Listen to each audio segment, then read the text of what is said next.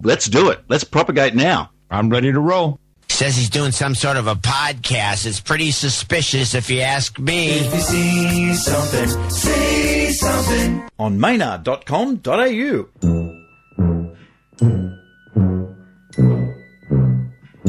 Hey, you! Because you also have another podcast called The Daily Source Code, which was once daily.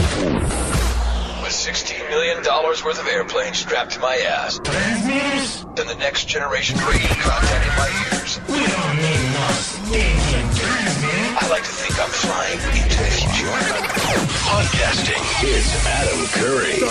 At times it's almost like you're on the therapy couch listening to Adam, and I like that. I like that a lot. So when podcasting started, and for those of your listeners who aren't familiar with the term, but I was part of the development of that as a radio guy, and it was born out of frustration. The entire idea was I want to just have a radio show that automatically updates when there's a new episode on my iPod, and later, of course, iPhones and other MP3 players, etc.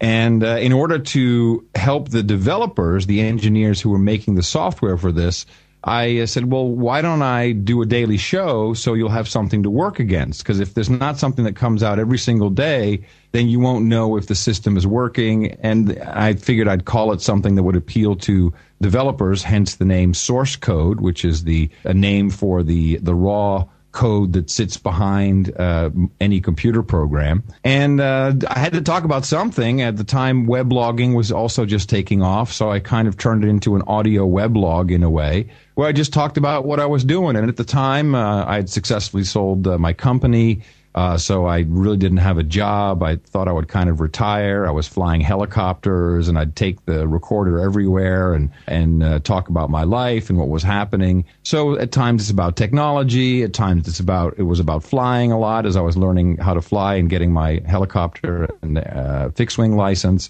And I am a radio guy, as I said. I like theater of the mind, so I played a lot of tricks and experimented on things that could never be done on the radio, certainly not back in the day, and maybe even less so today.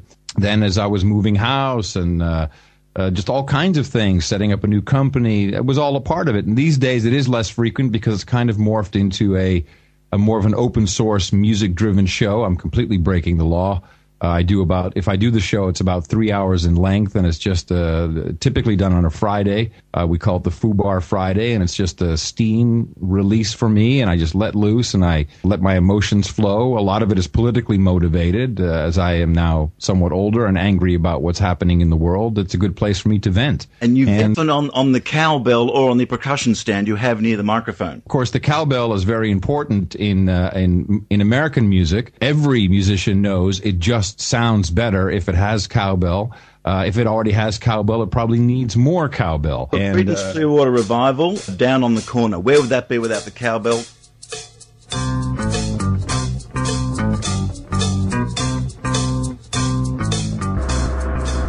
Maynard.com.au.